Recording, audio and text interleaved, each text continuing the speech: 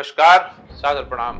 मैं doctor Om Prakash Mishra, the Sanket live से। आप सबको पता है कि रविवार को उत्तर प्रदेश लोक सेवा आयोग यानी यूपीपीएससी की पीसीएस प्री परीक्षा प्रदेश के सभी 75 जिलों में संपन्न हो चुकी। इसके साथ ही जब मैं ये वीडियो शूट कर रहा हूं, कहीं से भी पेपर लीक की सूचना नहीं प्राप्त हुई। तो ये बहुत बड़ी बात है। ये अपने आप में इसके लिए उत्तर प्रदेश की सरकार को, योगी आदित्यनाथ जी की सरकार को बधाई की बात है। आयोग से प्राप्त जानकारी के अनुसार 58% से ज्यादा कैंडिडेट्स ने परीक्षा नहीं दी। इस परीक्षा में पहली बार लाइव सीसीटीवी स्ट्रीमिंग और बायोमेट्रिक अटेंडेंस लागू किया गया है। अगर हम लखनऊ की बात करें तो यहाँ पहली पारी में 13,410 तथा दूसरी पारी में 13,208 अभ्यर्थी उपस्थित रहे। परीक्षा देकर निकल रहे अभ्यर्थियों ने बताया कि करंट अफेयर्स और जनरल स्टडीज के प्रश्नों ने काफी उलझा गया, जबकि सीसेट का पेपर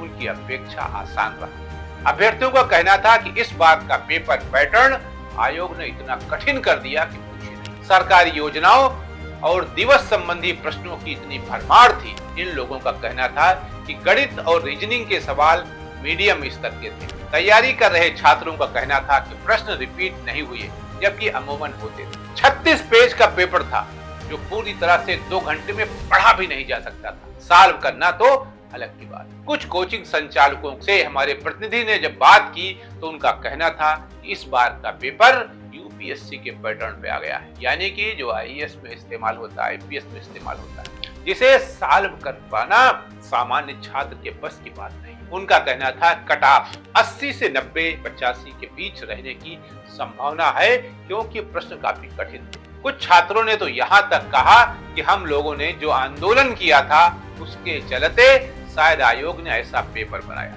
ताकि छात्रों को सबक सिखाया जा सके। सबसे अधिक चर्चा तो सीसेट के प्रश्न पत्र में प्रश्न संख्या 26 रही। इसमें पूछा गया था, उनके बारे में आप जान लीजिए। यह है एसडीएम और डिप्टी एसपी समेत अन्य महत्वपूर्ण पदों पर चयन के लिए जो परीक्षा दे रहे हैं उनसे पूछा गया था। एक ऐसा सवाल था, वो सोशल मीडिया पर बहुत तेजी के साथ रेंग रहा है। तरह तरह की मीम बनाई रही। 2 पालियों में आयोजित पीसीएस 24 प्रारंभिक परीक्षा से सीसेट के प्रश्न पत्र कोड डीएसटीएफ 2/24 में प्रश्न संख्या 26 में आयोग ने पूछा था, साइकिल ट्यूब में पंक्चर को ठीक करने का सही क्रम चुने।